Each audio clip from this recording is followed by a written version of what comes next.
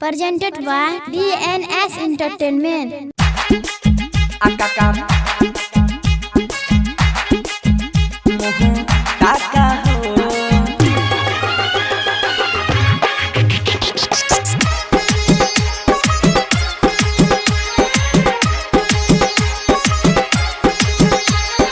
DJ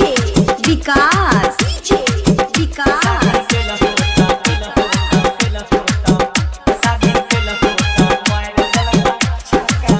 Akaka बेटा तोहरा मुँह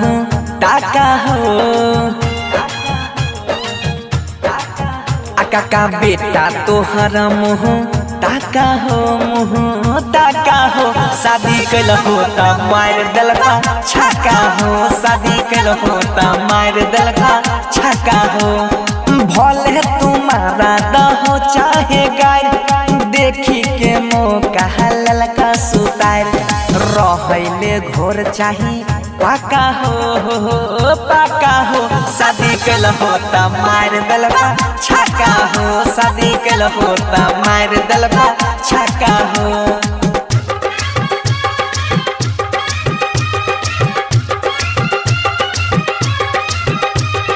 DJ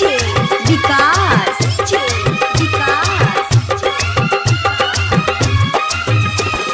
मटियागला सीतामढ़ी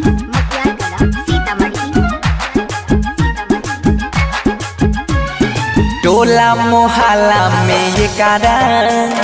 भेलू ना कोई दई रहा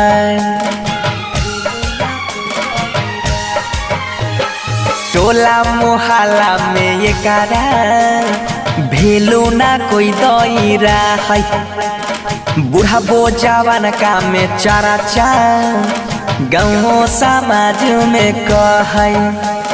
छोड़ी दहो जिद गोसा गरम जे छिए बापू दादा के धर्म अब देता नहीं कमाई के टाका हो हे हो काका हो शादी कैल होता मार दलका छक्का हो शादी कैल होता मार दलका छक्का हो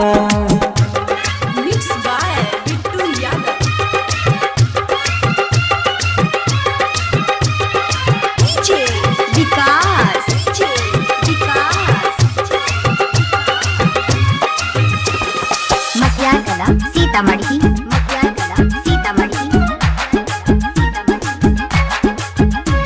सुनर छापता हो काका भोजी खिलाबै के परता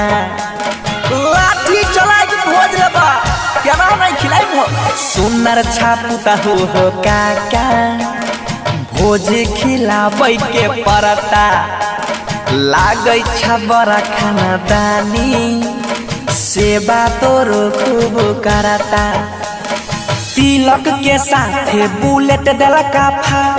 किए नहीं मारबो मोछ बताऊं अब फोरे छायम की तपा राका हो सुना काका हो बियाह कैल होता मार दलका छक्का हो शादी कैल होता मार दलका छक्का हो Recording by RK